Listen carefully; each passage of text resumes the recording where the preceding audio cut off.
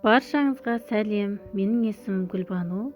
Мен сіздерге бүгін осындай керемет, қытырлақ, ауызға салса еритін қаттама нанның рецебімен бөлісемін. Қаттама етпен сондай дәмді, сондай тойымды. Сіздерге осы қаттама нанның оригинал рецебінен бөлісуді жөн көрдім.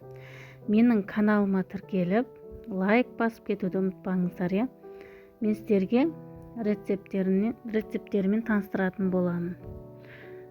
1 бокал жылы су және 2 шай қасық тұз саламыз. Және 2 жұмыртқаны салып араластырамыз венчикпен. Жақсылап араластырған соң мен ерітілген сармайды 100 грамм сармайды қостым. Жақсылап араластырып, біркелкі болғанша араластырасыздар. Енді мен 3 ас қасық шекер қостым. Оны да араластырып аласыздар.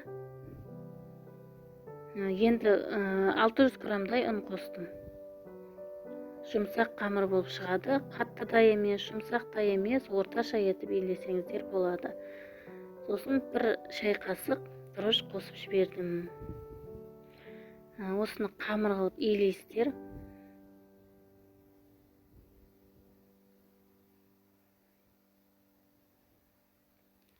Қамырларымыз отырған сайын елеп,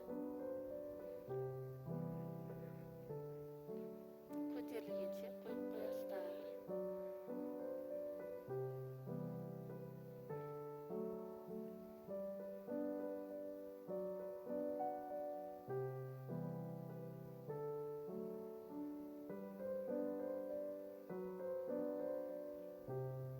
Елеп болғаннан соң бетін жауып, орап қойсаңыздар болады.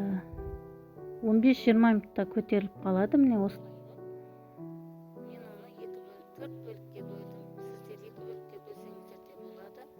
Менің қамыр жаятын жерім кішкентай болғандықтан 4 бөлікке бөлдім. Кішілеу 4 солар шықты.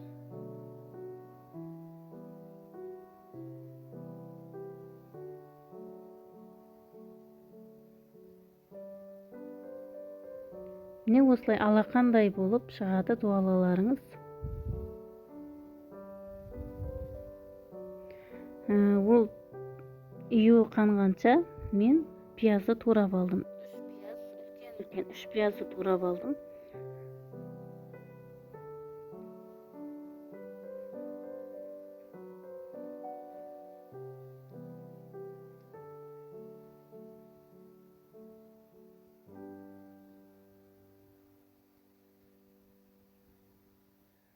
Содан 300 грамм жылқы етін өткіштен өткізіп, тұз қостым, татымына қарай бұрыш қостым, араластырып,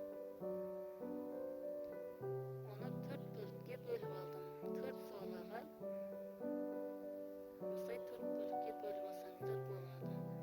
Содан қамырымды жайып, жұқа да емес, қалың да емес, орташа етіп жайдым. Енді тоғмай жақсаңыздар да болады арасына.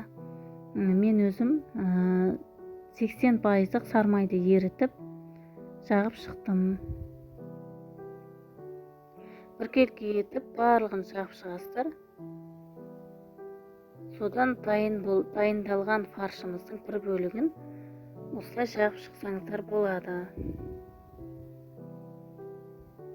Өте керемет, дәмді, тойымды болып шығады. Осылай етіп, табамызға әдемілеп орналастырамыз. 2 зуаладан мен 1 қаттама шығардым. Сіздер де солай жасасаңыздар болады.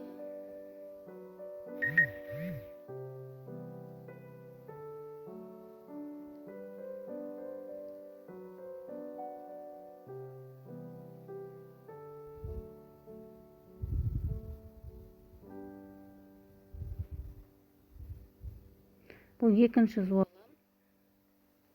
Бұған да ерітілген сармайымызды жағып, дәл солай етіп, фаршын сеуіп шығамыз. Сіздер де жасап көріңіздер. Егер менің осы видеом ұнап жатса, лайк басып, комментарий жазып қалдырып кетсеңіздер болады. Сіздер де жасап көріңіздер.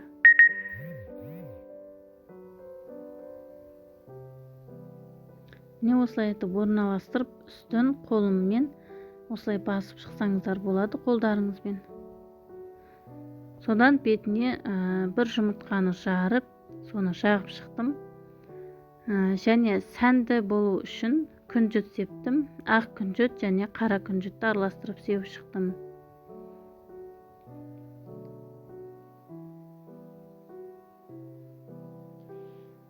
Содан 80 градуста печкада пісіріп алдым. 15-20 минутта пісті.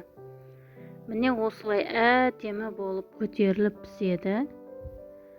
Құрамында жұмыртқа, сары май, шекер болғандықтан осындай жұмсақ, қытырлақ қамыр болып шығады. Міне, менің қаттама наным дайын болды. Баршаңыз жасап көріңіздер. Өте керемет дәмі, керемет болып шықты. Сіздер де жасап көрсеңіздер болады. Баршаңызға рахмет. Сіздермен бірге болған мен Гүлбану Сыдыққызы. Маған тіркеліп, лайк басып, комментарий жазып кетуді ұмытпаңыз.